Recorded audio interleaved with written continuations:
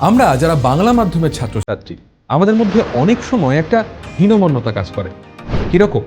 তার আগে চলো শুনে নিই 5 জন রিয়েল হিরোর গল্প, যারা প্রমাণ করেছে ভাষা নয়, মনই সবচেয়ে বড় শক্তি। প্রথম জন সৌরভ দে পূর্ব বর্ধমানের এক সাধারণ গ্রাম থেকে উঠে আসেন, বাংলা মাধ্যমেই পড়াশোনা, আর আজকে তিনি WBCS অফিসে নিজের দপ্তরে এখন তিনি সিদ্ধান্ত নেন। এরপর চলে যাব পশ্চিম মেদিনীপুরে। অর্ণব রায় যেই অ্যাডভান্সে দুর্দান্ত ফল করে IIT খড়গপুরে ভর্তি, টিউশন পায়নি, শুধুমাত্র ইউটিউব আর নিজের মনের জোর।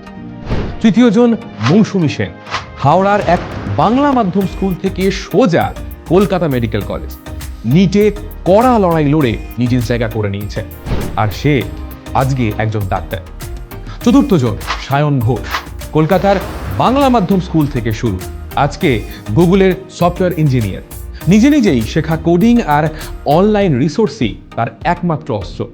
আর শেষজন অঞ্জলি রুদ্র, দুর্গাপুরের বাংলা মাধ্যমের মেয়ে, অল ইন্ডিয়া র্যাঙ্ক 181, ইউপিএসসির মতো পরীক্ষায় বাংলা মাধ্যম থেকেই বাজিমার।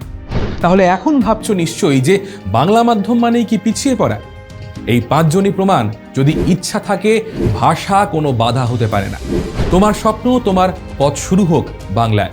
তোমার গল্পটাই হতে পারে পরের উদাহরণ। আর তোমরা যারা বাংলা মাধ্যমের ছাত্রছাত্রী, তার বন্ধু, গাইড এবং টিচার হিসেবে সবসময় পাশে আছে Tutopia school and career guide. Tutopia, বাংলায় শিক্ষার আধুনিক অ্যাপ।